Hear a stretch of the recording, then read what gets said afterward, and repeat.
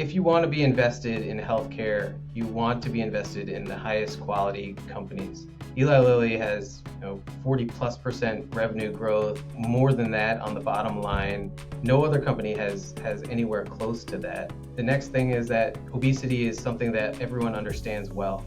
I don't think people are putting their head in the sand about it. And this is a company that has shown excellent data and excellent safety in treating this epidemic. Not only that, they have a pipeline asset that's just about to enter the market, the oral GLP-1 that's going to grow the TAM. And then they have 2 or 3, 4 other assets in their pipeline that have even better efficacy. There's a drug that they have in their pipeline that gets close to 30% weight loss. This is a drug that is going to significantly decrease the amount of bariatric surgeries that are happening in this country. And that type of savings is huge for the system.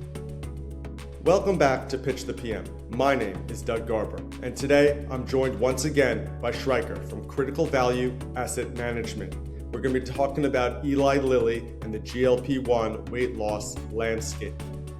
You guys might remember Sriker from episode 7 when he pitched Jazz Pharmaceuticals at about $100 a share.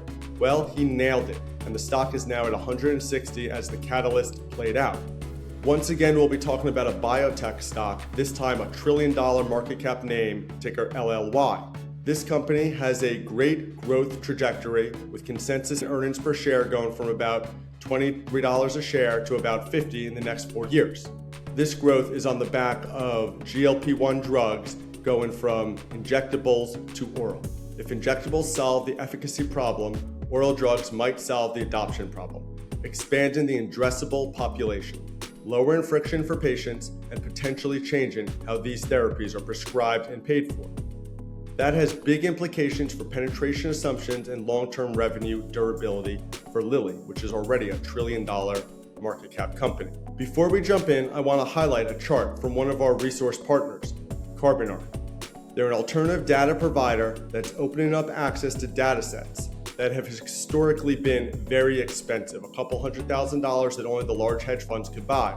However, they sell it on a per use case basis, which means it could be $50 to $100 per data pull, so everyone can use it. The chart shows how the launch of Lilly Direct in early 2024 coincided with a sharp expansion in GLP-1 access, while at the same time introducing downward pricing pressure across the commercially insured market. Essentially going direct to consumer for drugs was a way to cut out the middlemen and lower the cost for the end user. As manufacturer to consumer models scale and with additional access initiatives expected in 2026, the data suggests access is improving. However, competitive pricing dynamics are intensifying. There's a lot to dig into here. With that, let's get into it.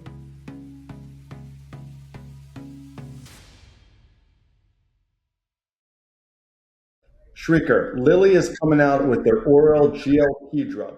What is the potential impact to the Lilly stock? Doug, that's a great question. The oral GLP-1 drug will expand the addressable market into the community and the broader obesity market. It should cause earnings growth to continue throughout the decade post 2030 when some of the injectables goes off the market, and should allow Lilly stock to maintain their multiple valuation. How much bigger is the market when it goes to oral from injectable for GLPs? So right now, about 12% of the U.S. population the U.S. adults have been exposed to GLP-1 drugs. The current epidemiology has 40% of U.S. adults as obese. And so a big reason for that penetration not being as high as it could be is, one, cost, two, just the hesitancy for people not wanting to take an injection. And so increasing that penetration from 12% where it is, maybe closer to the 40%, is what the oral GLP-1 can do. Now, I'm not saying it'll get to 40%, but even with that, there's significant leverage in the model and huge revenue and earnings growth. What is the TAM change when you penetrate it more with a more usable drug with an oral and what is Lilly's market share, and what could their potential TAM in revenue and earnings change if this drug is approved? There's about 270, 280 million US adults right now. 40% of those people are obese, clinically obese. That's about 110 million people in the US. Right now, penetration in the US is about 12% of that. The oral can expand that and multiply that by 2 to 3 times. If we say that on average of this, and we're talking about just the broad TAM, 110 million patients, on average, it costs about $250, and that's probably where the net price for the oral drug will be. That's a $30 billion TAM per month. Multiply that by 12, that's $360 billion a year. And so here's where healthcare investors get scared, and where tech and generalist investors are a lot better in terms of mindset. These are just huge numbers that healthcare investors generally don't model in, since we start with bottoms up. But looking at it from kind of a top-down perspective, it just shows you how large this market is. Right now, Eli Lilly and Novo Nordisk have a duopoly in this market. Eli Lilly has about anywhere from a 65 to 60, 2/3 share of the market, and that's growing. And the reason is that Eli Lilly, their drug is just flat out better. Their drug has a slightly different mechanism of action than Novo Nordisk.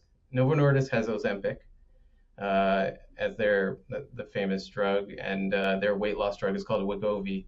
Eli Lilly's weight loss drug is called Mounjaro. Weight loss for Eli Lilly's drug, you lose about 20 to 24% of your weight by a year and a half.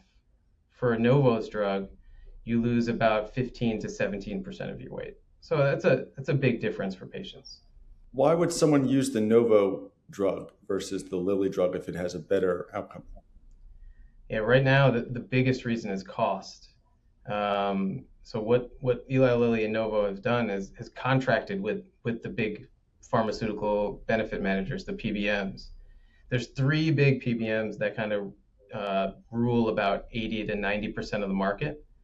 One of them, CVS, has contracted basically exclusively with Novo, and that takes about 25 to 30% of the share.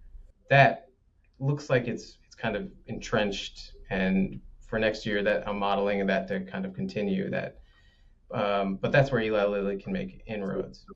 And they decided the standard of health and the cost benefit, and that's all above board, it sounds like. And they could again, like losing 15 to 17% of your weight is not anything to sneeze at. That's a good result. If you're 300 pounds, that means you're losing 45, 50, 60, around that, just under 60 pounds. Like that's a good outcome. And you should see health benefits and everything from that as well. So it's not that they're harming patients per se. It's just that the Lilly drug just has better data, better efficacy, better tolerability. It's not saying that the Novo drug doesn't work. What's the price difference? They're basically priced at parity right now. Recently, if you've watched the news, all the drug companies have come to the White House and touting their drug pricing deals.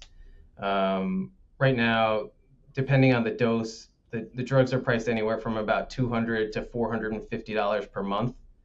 The oral drugs that are coming out will likely be priced slightly lower than that, probably $150 to $350 a month. Price competition is not really a huge way that these guys differentiate right now. Do the patients have to go through a dietitian or do something natural before they're given a pharmaceutical? That's very specific to each person's insurance, especially now. If you consider the ecosystem of insurance, most people on commercial insurance get insurance through their employer. Their employer can kind of pick and choose on a menu saying, like, what do my employees need to do prior to getting these drugs? Now, some employers require 6 to 12 months working with a dietitian or working with a physician or joining a gym, something like that, to work on their diet and exercise. Some don't. This is where Lilly and Novo, the companies, are like diving deep into these employers and actually like trying to expand access. And the way to expand access is saying use the GLP-1 drugs in conjunction with diet and exercise, not after diet and exercise.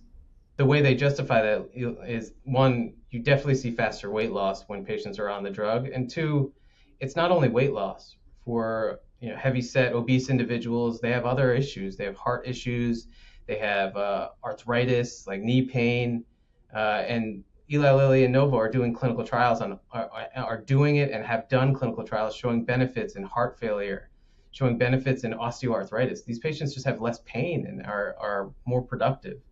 And so it's not only the benefits on the 5, 10, 15 years from now.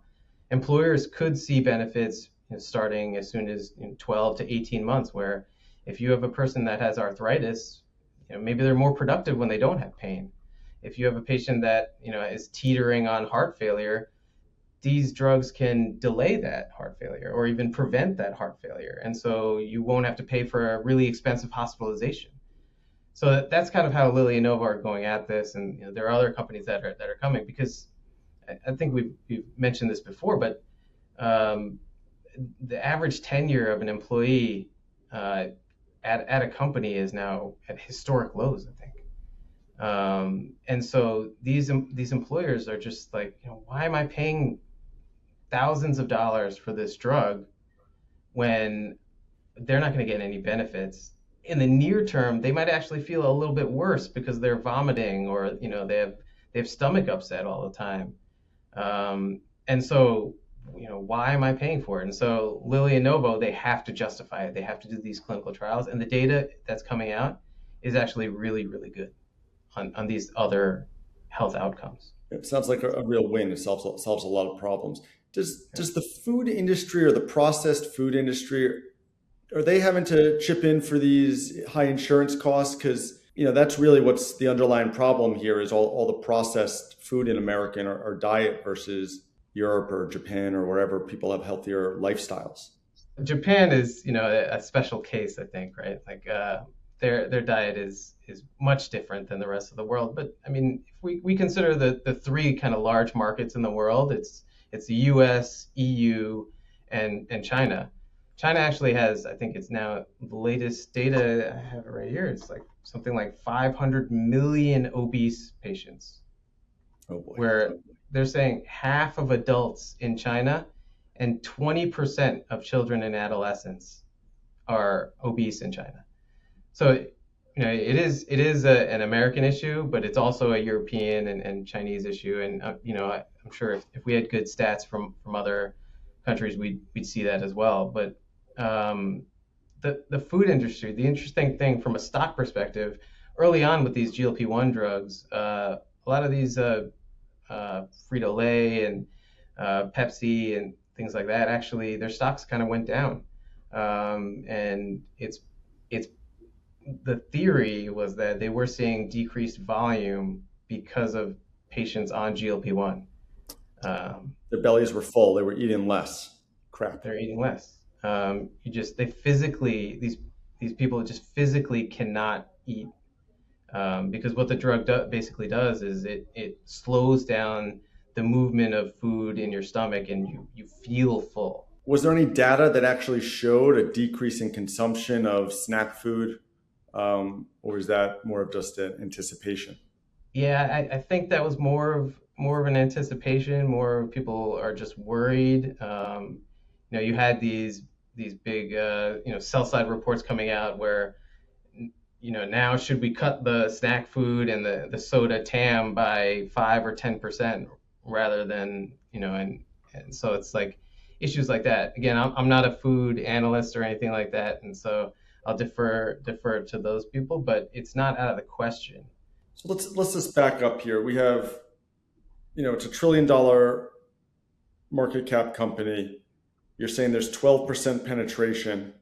It could be close to 3x that penetration, hypothetically, if we talk about TAM and we get to an oral drug, is the simple math this is 1 trillion to 3 trillion, or how do you think about the path, one, to get approval for the oral drug, and two, the penetration, and three, the value that accrues to the shareholders and ultimately the stock, and how much is already kind of priced in?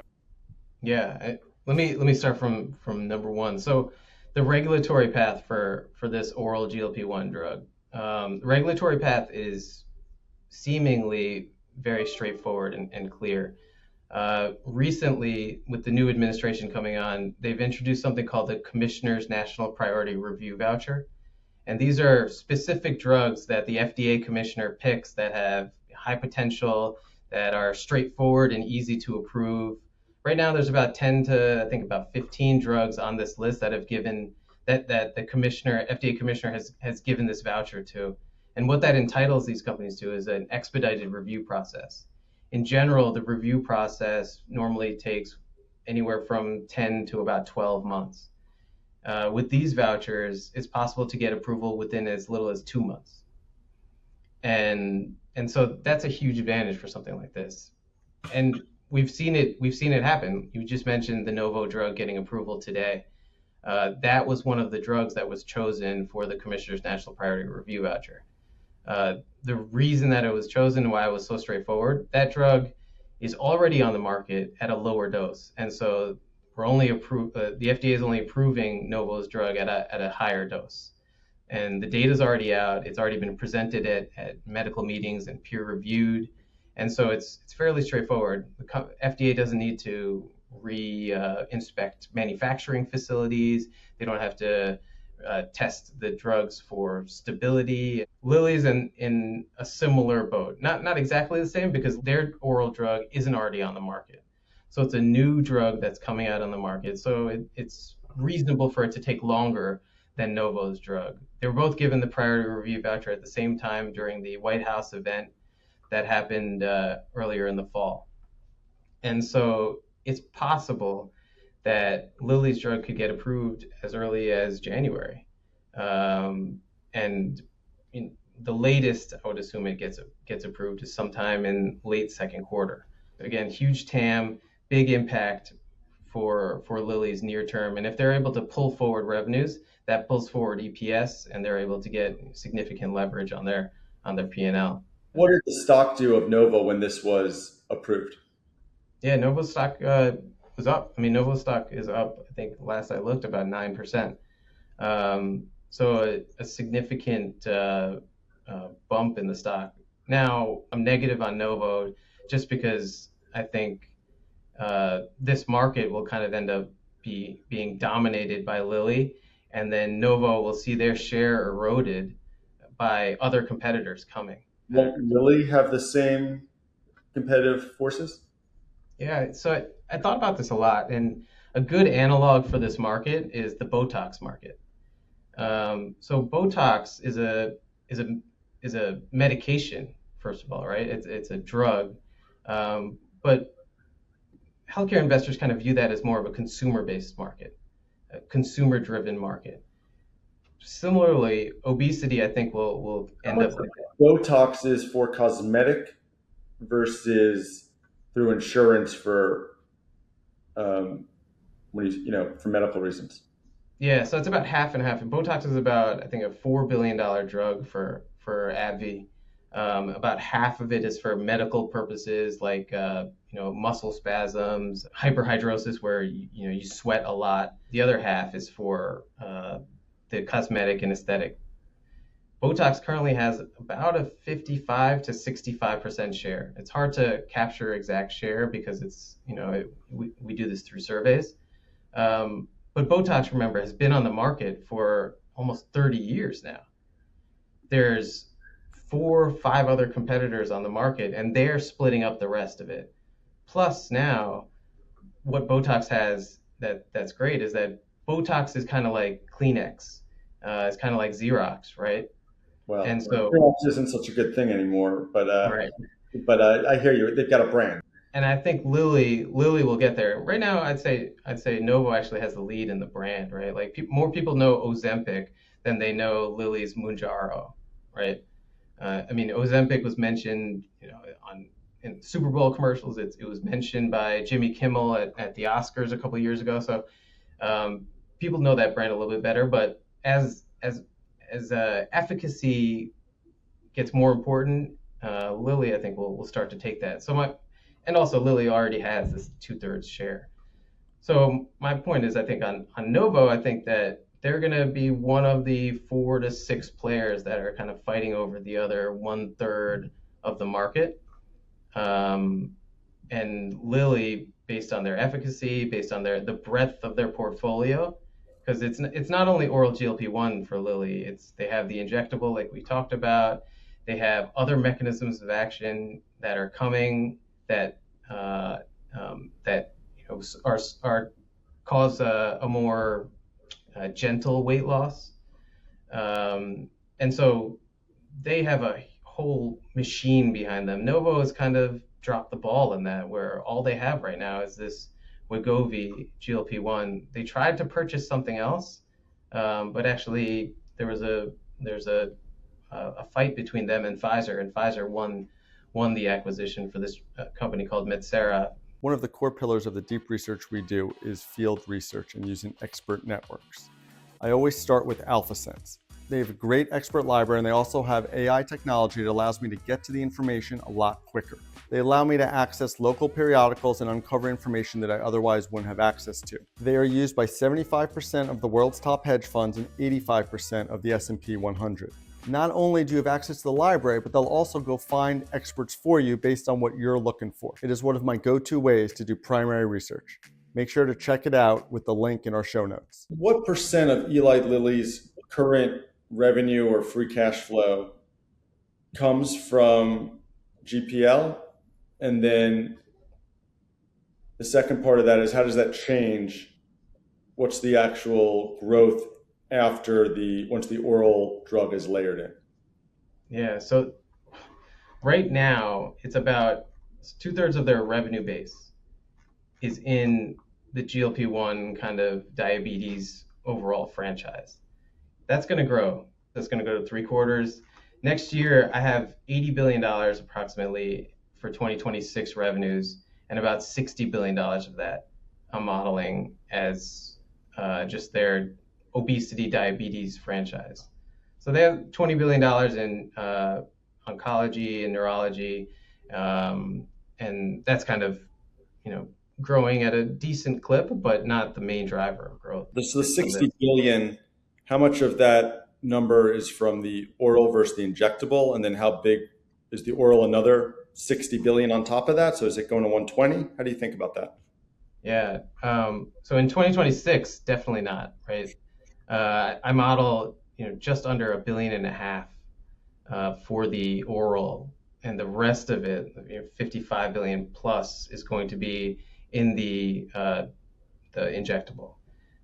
Now, moving forward, that's going to change. That's going to get to about 2/3 injectable and 1/3 oral. That's kind of how I see it growing to the GLP-1 franchise, and I'm including diabetes plus obesity in this number, gets anywhere from $80 to $90 billion. And is there cannibalization? Like if you're taking an injectable, I'll just take the pill, it's going to be easier. You're saying it's going from 60 to 80 to 90, that's 50% growth, but you're also telling me the market share or the penetration is 12% out of potential 40. So you're only saying that 12% goes to 18%? Something like that, yeah. So the issue with this is that, so one, the oral is higher margin. In general, just oral drugs have a margin anywhere from like 95 to even 99%. So margins are going to be high. Lilly pays a royalty on this drug. They pay a royalty to a Japanese company called Chugai. It's a tiered royalty from mid-single digits all the way to low teens. So on average, it's probably like a 10% royalty. Why do they pay that? Were they the developers of it?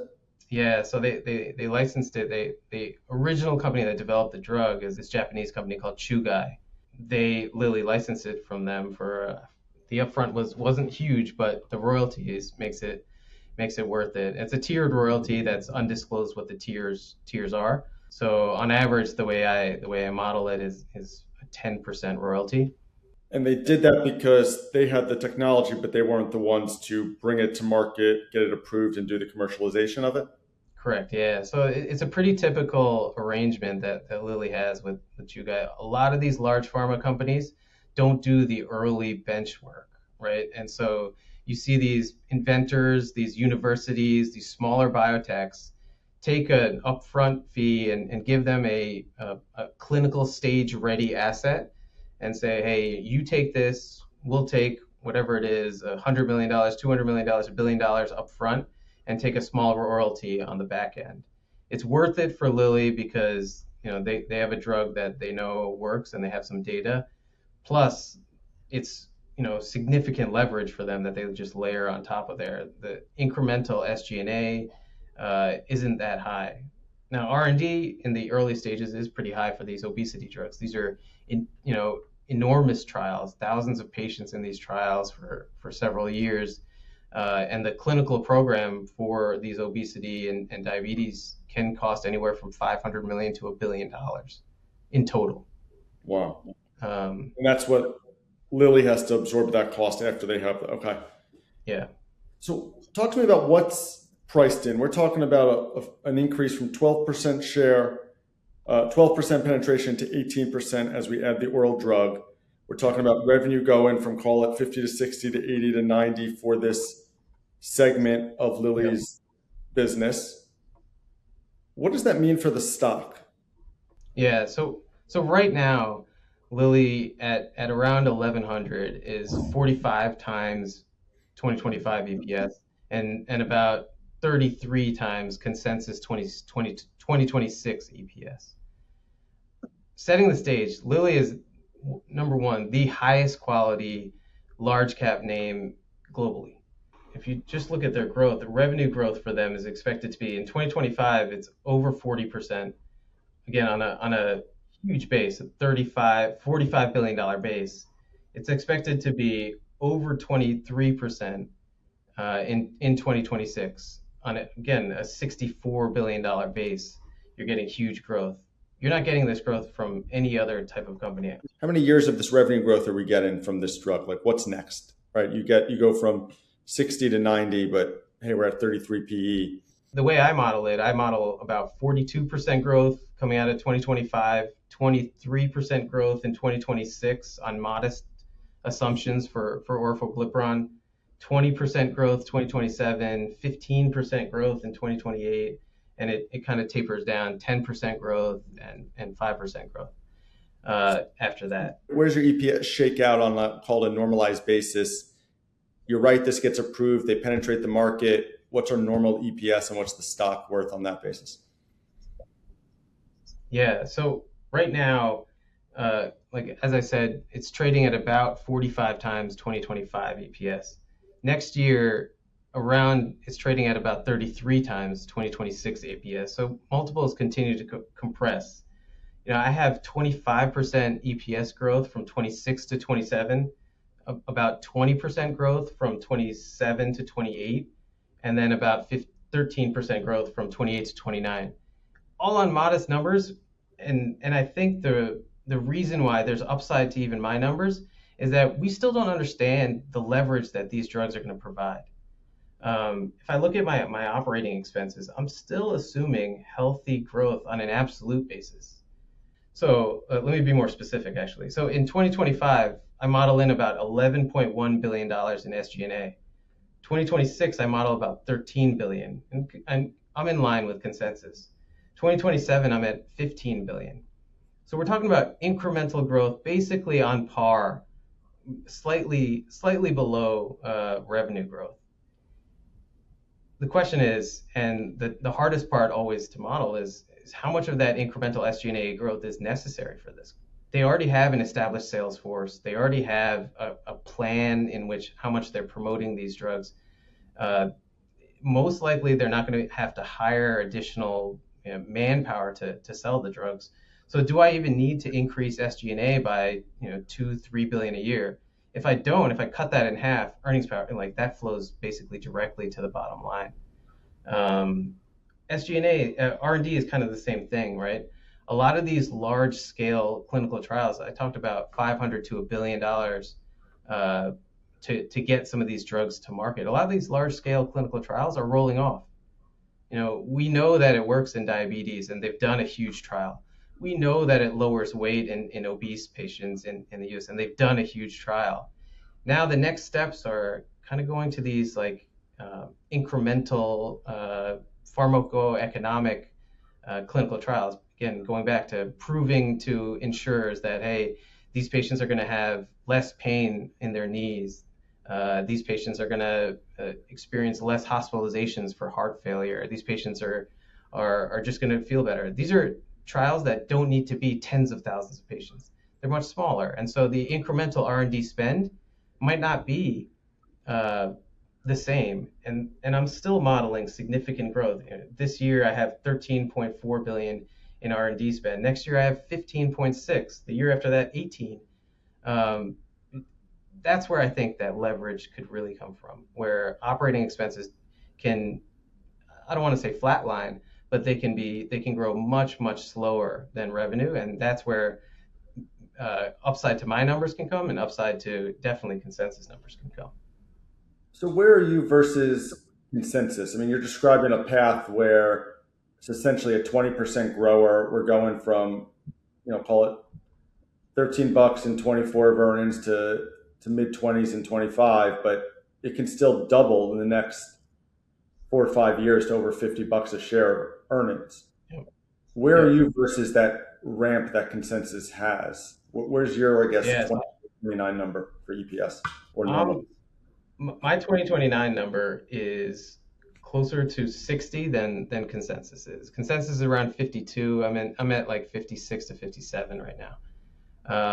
And that's where I think it is, because if you look at that type of growth, and this is lazy, but I mean, like, that's less than 20 times what it is right now, and that's an unfair multiple to what it should be. It should be much higher than that. So you're essentially saying you're above the street. Your variant view is you're above the street for 29. You're at $58. The street's at 53. So call that 5, almost 10% variance on 29. What's the key number that the street is queuing off? Is it that EPS? Is it the 80, 90 billion of revenue for this drug? What's the target KPI in what year? I think it's 2, right? Like, the street needs to see revenue growth. The street needs to see that. And I think, like, in the very near term, the guidance that Lilly is going to put out in early January at the JP Morgan conference is going to be very important, especially on the top line. The biggest lever for that guidance, again, is orforglipron and when it could launch, when it could hit the market. Which is why I think in the near term, Lilly might be a little noisy. There might be a buying opportunity if revenue guidance comes in slightly below consensus, given the uncertainty around a launch in January versus a launch in June. And so that's where in the near term it's revenue, in the longer term it's earnings power. We're going to want to see this get to that 35, 45, 55 EPS over the next several years. And that will bring down the multiple. Again, no other company in our space, in my space, is traded. No other large cap is traded at this multiple. And again, as we talked about before, that's where I think the generalists and tech investors are more comfortable with this sort of stuff, because this is more of a TAM story and penetration versus a clinical trial type of lever. This is essentially the AI of the healthcare space. You're seeing, this is the NVIDIA. This is the unprecedented growth where a company's going from smallish drugs to a 10, 20 bagger game changer, and it's having the impact on the population as well, on everyone's society. Right now, there is no other indication that has this large of a TAM. There's just no other indication. You mentioned that this is a classic where, hey, near term, There could be a timing mismatch on the revenue. We're not sure when it approves. Could be a little downside if they guide for the year. Long term, this is the best story. And this just might be timing noise. This is a classic example. Near term, we're not seeing it, but long term, trust us. What does the company normally do in terms of communication and guidance on both an annual and a normalized or multi-year midterm basis? What have they said, or that's usually what the bogey is. Consensus is usually what management says. Then they need to continue to beat their slope upwards. That's the game we play. Yep. Yeah. So Lilly, I'd say, is probably one of the best companies in terms of in the more recent terms, in terms of managing expectations. Let me go back to 2024. 2024 is kind of when this obesity wave first started, and we didn't really understand how big it truly could be. And Lilly and Novo themselves didn't understand that either, because they didn't even manufacture enough drug to satisfy the market. And so when Lilly and Novo gave guidance back in 2024, they missed several times, and Lilly actually reduced guidance multiple times during 2024. One, because they didn't know the market, they didn't know how big it was going to be, and then two, they didn't manufacture enough to satisfy that demand.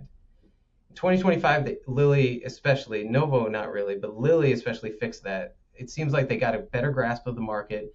They guided, they had beats and raises, and consensus followed. And if you look at the stock price, that's kind of how it went. Lilly, was down in the first half due to the macro issues, but if you look at it in the second half, Lilly was as low as in the 600s, and now it's at 1100. So it's had a huge run since the low. And so it seems like they have a better grasp of the market. The other thing too with this orforglipron, they've told us repeatedly that at the last figure that they said that they've already manufactured at risk $5 billion worth of product. Already manufactured at risk. Remember, consensus this year is at $1.5 billion. So at the very least, they'll be able to satisfy the demand that consensus expects. Longer term, they haven't given us like discrete numbers as to how big. They just keep saying that this is the large market, it's unprecedented, and they have the same kind of information that healthcare investors have. Over the last 3 months, the forward consensus revisions have ticked up. Call it for December 27, it's gone from 36.75 to 40 on FactSet here. Most of the years have gone up about $3. What has happened to give investors or cause the sell side to raise their expectations over the last 3 months? As the company said something, I guess, is it the Novo release? I guess that just happened last week or yesterday. Why have numbers been going up? Is that why the stock has gone up here recently? A few things. So one, both Lilly and Novo during that period have put out more good data. They put out the key data that Lilly has put out is that they've showed that being on these drugs decreases mortality by about 20%. And so, like, hands down, that is an excellent outcome. Definitely. Two, access was a huge issue. These drugs, they came out with price tags of anywhere from $1,000 to like $1,300 a month. The federal government and the Trump administration has put pressure on these companies to lower prices. So Lilly and Novo both have come out with direct-to-consumer channels. Lilly and Novo are able to sell directly to patients now at much lower prices, at $350 to $450. Are they going around the PBMs at this point? They're going around those wholesalers? They are. So the perverted way the PBMs work is Lilly sets that list price of $1,300.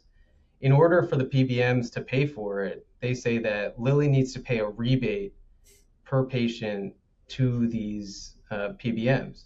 That rebate for this class of drugs is anywhere from like 50 to 65%.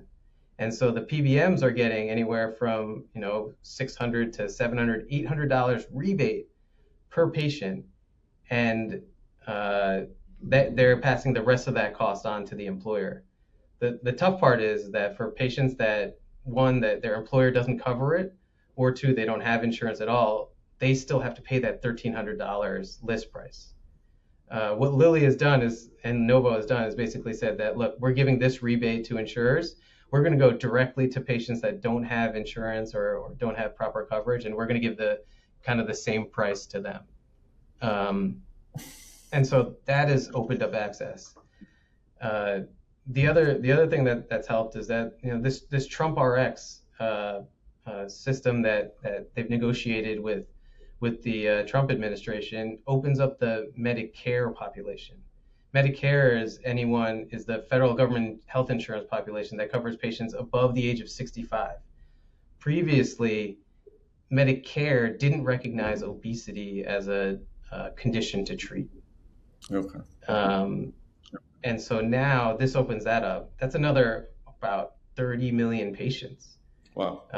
And again, if you say that 30 million patients in the US, again, rough numbers say about 40% of them are obese. That's 12 million patients that should have this drug at very low cost to them. So that opens up a huge TAM to them. So numbers increased because of that. The TAM has increased, and the clinical data is just so much better. The other thing too is this Commissioner's National Priority Review Voucher expedited review, and so people are expecting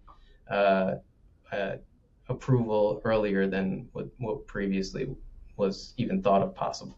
A big thank you to Street Account by FactSet for helping in the research process for these episodes. I've been a big fan of this product since it came out many years ago. It's a staple in my process and serves as the top of funnel for all names on my watch list. I just enter the ticker and I'm instantly in the flow for all key news flow, allowing me to ramp up on the name while I manage the rest of my book. And I also use it to monitor customers and competitors for names that I have in the book. They also have value-added analysis in their earnings summaries with historical valuation, and they report consensus earnings revision, which saves me a lot of time on gauging what level to add to a position or not. Their Gen AI tool, Mercury, is cutting edge and provides access to one of the largest databases for top-tier analysis. You should definitely check it out. And I assume with the Novo approval, Lilly probably trades up. People get their expectations a little bit higher that this is coming. They buy this in anticipation. You also mentioned the pricing. The list price is $1,300, but they're really selling it for $3,350, and then if you don't have insurance, you're still able to get it for $3,350, which is essentially the right thing to do anyway. How has the overall, administrations and the kind of the war on drug prices, has there been across the board reduction from that $350 becoming $250, or it's just like, hey, we're going to help the uninsured get the same fair price that they get if they had insurance? So what has hit the bottom line and hit revenues for pharma companies has been the Biden administration in the Inflation Reduction Act actually redesigned Medicare Part D to have drug companies share more in the cost of drugs after it hits a certain point, what's termed as the catastrophic phase, after patients have to pay more than a certain amount for drugs, and they've increased their share to that. So that's been a negative actually from the Biden administration, and that's brought down numbers slightly. On a growth basis, it's brought down numbers about in general about the mid-single digits for across large cap pharma, but growth in general for most of them has kind of outpaced that. And so you're still seeing slight revenue growth overall for large cap pharma. The Trump RX negotiations has been more optically in essence, it hasn't really impacted numbers.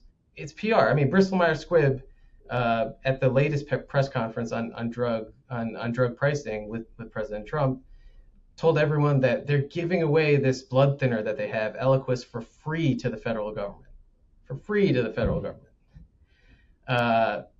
awesome, right? Like awesome. It's a drug that saves lives. That's great. Here's the rub. That drug goes off patent in 2026. So revenues were going to fall off a cliff anyway for that drug. The other thing too is that the bulk of the drug that they were giving, that they currently supply to the federal government, they were already giving away for free. And so it's basically a nothing on their affecting numbers at all. And I can go through other examples where this is happening. Gilead is a huge player in HIV. They give away a ton of their drug for free, and President Trump touted huge price reductions on that. And so, it's PR. If people like it and if it gains them some favor, then that's fine. But in actuality, these things just haven't been impactful for the American people. They haven't been impactful on pharma companies, and it's just been a fun press conference. So to sum up this thesis, the stock's doing about 22, 23 bucks of earnings, and this year, in a few years, it has potential to be doing $50, $60 of earnings, and it's trading at 33 times forward PE, and the drug continues to gain clinical success, show benefits, and about to hit a milestone to get the oral approval, which will increase the penetration. And that's essentially the thesis. The thing is, the stock's run. It's not new news. How long have you owned this stock, and what's your target? I've owned this for a while. So target, I think, is around 1400. I think multiple compression, at least next year, shouldn't happen to the extent that it's projected by consensus. Given the growth, given that this is the best house in a mediocre neighborhood, admittedly, right? When you say mediocre neighborhood, so, healthcare in general? I'm talking about large cap pharma and biotech. Why is healthcare that in general? Neighborhood? That neighborhood. So if you think of companies like J&J, Bristol, AbbVie, Roche, Novartis, AstraZeneca, GlaxoSmithKline, those are his peers. And so most of the other companies that are in this set either have huge patent cliffs looming, or have growth kind of stalling because they are in relatively lower growth segments, and then they also are just not are difficult to understand. So this is best-in-class growth. Drug has momentum. What's the other side of the bet? Where could you be wrong? What would happen? What would be your downside target? And like your signpost to be like, oh, I got this wrong, I need to get out. And then if you could humor me and give a probability to your upside and your downside.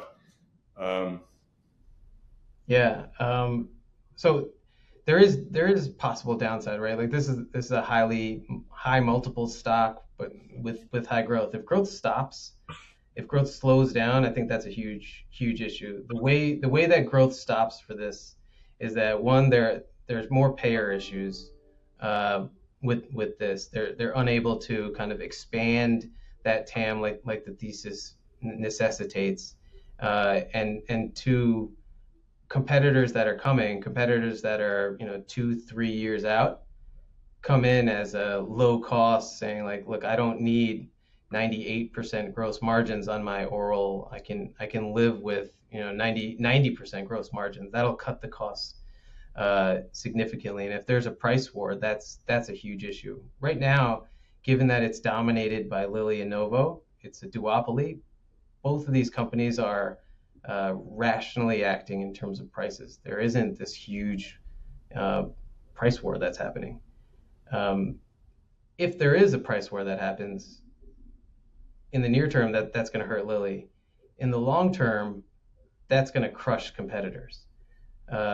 Given that I think that this is more akin to a consumer market, you need to spend money. You need to promote your drug. And so if margins compress significantly, and there's just not enough money to spend on DTC advertising, then I think the newer competitors will suffer, because patients right now and the people in general trust that the Lilly's physicians trust that Lilly's drug, one, works. They know the safety profile, and so there's less mystery about it. Other drugs that come out, there's always that risk of safety, and it just doesn't work as well. And so the other side of the bet is definitely growth slowing in this market. I see I look at the holders list, and this is the who's who of top quality, of Capital, Fidelity, Wellington, T. Rowe, and I see low short interest too. Is this a consensus long? Is everyone, the long only see this is the best growth in large cap for my exposure? The hedge funds are piled in for the catalyst. I mean, is this what do you call this, a consensus long or position wise? I'd say it is a consensus long. The issue is fund flows are still low into healthcare. If you look at the percentage of the weight of healthcare in S&P 500, it's still at relative historic lows in the mid to high single digits. If that gets back up to where it historically was, and in the 10 to 12% range, that's a huge amount of capital that comes in. And where that capital is going to come in, my thesis is that it's going to come into the highest quality name with the best growth and the easiest to explain story. Got it. How would you sum up your thesis in called an elevator pitch before we conclude here? I think it's just that. If you want to be invested in healthcare, you want to be invested in the highest quality companies.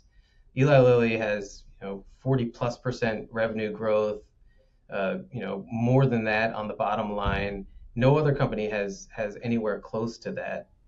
That's investable for a large asset manager. The other thing, the next thing is that obesity is something that everyone understands well. We know it's a problem, and I don't think people are putting their head in the sand about it. And this is a company that has shown excellent data and excellent safety in this epidemic, in treating this epidemic. Not only that, they have a pipeline asset that's just about to enter the market, the oral GLP-1, that's going to grow the TAM. And then they have 2 or 3, 4 other assets in their pipeline that have even better efficacy, that even more weight loss. There's a drug that they have in their pipeline that gets close to 30% weight loss. This is a drug that is going to significantly decrease the amount of bariatric surgeries that are happening in this country, and that type of savings is huge for the system.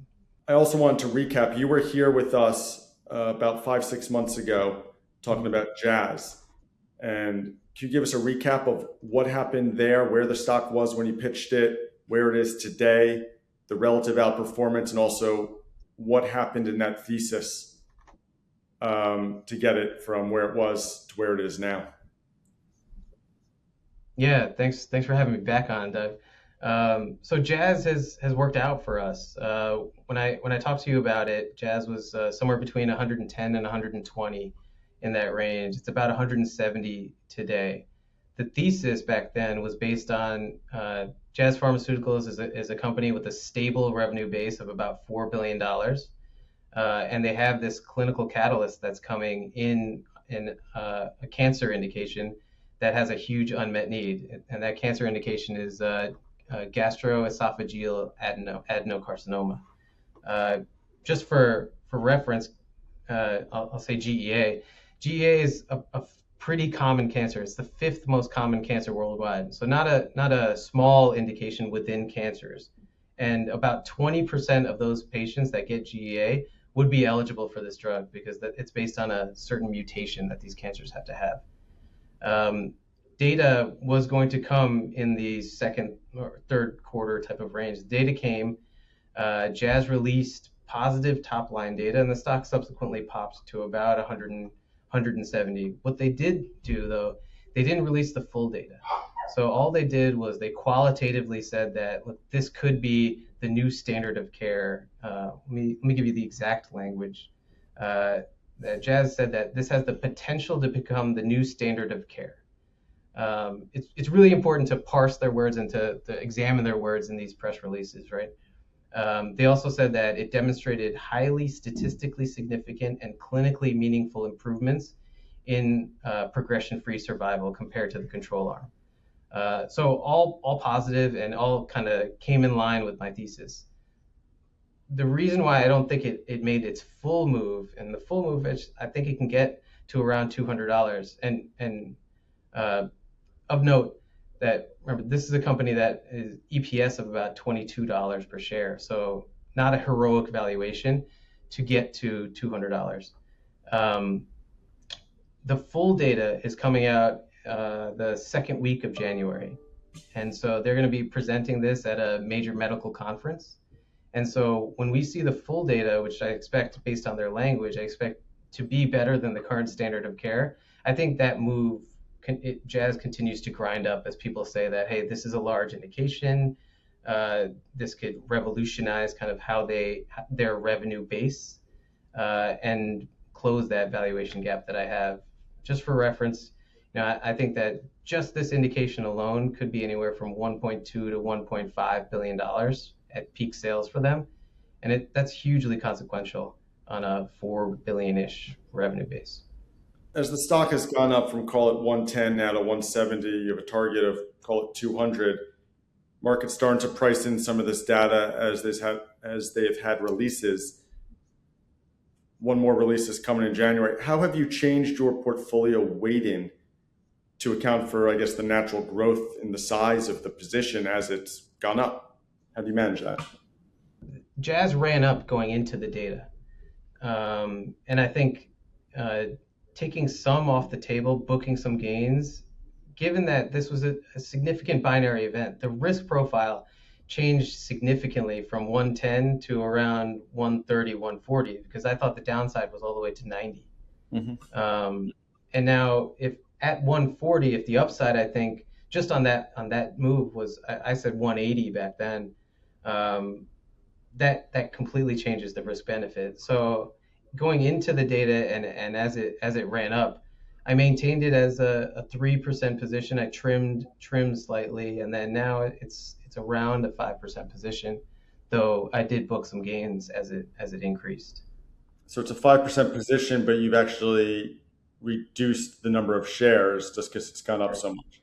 But now it's a large position, but you're 70, 80% of the way to your target. Right. And I think the valuation floor changed, right? So the up down is no longer 90.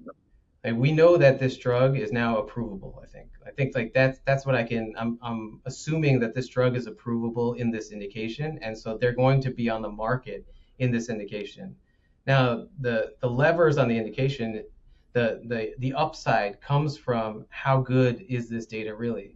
These drugs are super expensive, right? They're approximately $20,000 per dose. So if you think of the difference between a drug working for 8 months versus the drug working for 12 months, it's huge in the model. And so if the number comes back, which I think it should come back around 12 months versus standard of care is less than 8 months, that's a huge difference in terms of how long patients are on drug. And so that's where the model can get leverage. How do you get your view that the standard of care could be 20 months versus 8 months today? Because that's your variant view to why you stay in the stock and have more upside in revenue. How do you come to that conclusion? Are you just on the expert networks all day? I mean, that's part of it, right? Like you have to talk to these experts. I'm definitely not, as well versed as those experts are. AlphaSense, who else are you using? Who do you use for your expert networks? Yeah, AlphaSense, Tegas, GLG, and GuidePoint, right? Those are various networks that we use. Again, like I used to, be a practitioner, and so like I have colleagues that I could talk to, friends that I could talk to, and utilize them as well. I'm someone that expert networks outside of the pay-per-call or the libraries. You got your own network. You are your own edge. Correct. Yeah. I mean, I think that's what really helps me, right? Like it's being able to quickly text someone and say, hey, like, what do you think about this? just to get a quick view of things. And Yeah. again, I never get non-public information, but getting opinions on things is important to the process. I'll say that. Yeah. It's not Your the network. end all be all, but Yeah, I think that's it. You have the right to win. You've built your network over a decade, and you've got that specialized knowledge. It's what I call the right to win, and that's the difference here. To have those conviction in your variant view is because you were a practitioner, and that's very powerful, especially in biotech, which is super niche but also super profitable. Yeah. Well, Sriker, thank you for coming on again. My name is Doug Garber. I am the host of Pitch the PM. Nothing on this show is investment advice. It's for educational purposes only. I do not have any positions in the securities discussed, Jazz or Lilly. It's outside of my circle of competence, although I definitely wish I listened to Sriker back when he pitched me Jazz at about $110. Sriker does have positions, and they may change, and he might not tell you in the future. So make sure to talk to your financial advisor. Thank you. Please make sure to follow Pitch the PM on your favorite podcast app and never miss out on episodes. This show is for entertainment purposes only. Please consult a professional before making any decisions. This show is copyrighted by Pitch the PM. Written permission must be granted before rebroadcasting.